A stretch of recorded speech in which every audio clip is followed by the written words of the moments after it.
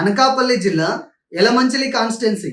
ఇక్కడ 2014లో టీడీపీ నుంచి పంచకర్ల రమేష్ బాబు గారు, వైసీపీ అభ్యర్థి అయిన ప్రగాఢ నాగేశ్వరరావు గారి మీద 8,375 ఓట్ల మెజారిటీతో గెలవడం జరిగింది.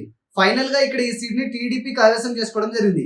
ఇక 2019లో కనుక మనం ఒకసారి ఇలానే చూసుకున్నట్లయితే ఇక్కడ వైఎస్ఆర్సీపీ నుంచి ఉప్పలపాటి వెంకట రమణమూర్తి గారు, జనసేన పార్టీ అభ్యర్థి అయిన సుందరపు విజయ్ కుమార్ గారి మీద టీడీపీ పార్టీ అభ్యర్థి అయిన పంచకర్ల రమేష్ బాబు గారి మీద పోటీ చేసి ఫైనల్ గా టీడీపీ మీద 4,146 ఓట్ల మెజారిటీతో ఈసారి ఈ సీట్ ని వైఎస్ఆర్సీపీ గెలుచుకోవడం జరిగింది.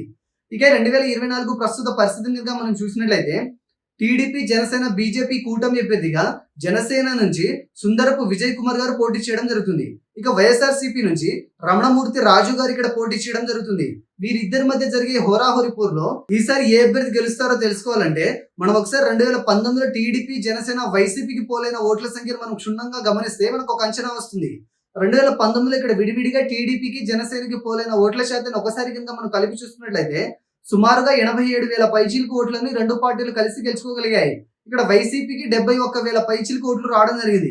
అంటే 2019లో టీడీపీ, జనసేన కలిసి ఇక్కడ పోటీ చేసి ఉండుంటే ఖచ్చితంగా 16,000 మెజారిటీతో ఈ సీట్ ని కూటమి దక్కించుకునే ఉండేదేమో అనిపిస్తుంది. ఇక్కడ వైసీపీ పార్టీ మీద యువతలో ఉన్న కొంత అసంతృప్తి కారణంగా వైసీపీ మేనిఫెస్టో అనేది అధిక శాతం ప్రజల్ని ఇక్కడ ఆకట్టుకోలేకపోయిన కారణంగా ఇక్కడ యువత జనసేన వైపు నిలబడడం కారణంగా కూటమి మేనిఫెస్టో అన్నది ఇక్కడ ప్రజల్ని అధిక శాతం రీచ్ అవ్వడం కారణంగా ఈసారి ఇక్కడ గెలుపు ఎవరిదంటే ఈసారి ఇక్కడ ఫలితం పోటాపోటీ వాతావరణాన్ని తలపించినా కూడా కొంత ఎడ్జ్ మాత్రం కూటమి అభ్యర్థిగా ఉన్నట్టు తెలుస్తుంది.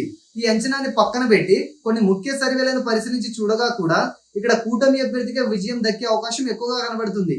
ఫైనల్ గా ఈ సీటు జనసేన కైవసం చేసుకునే అవకాశం ఎక్కువగా కనబడుతుంది.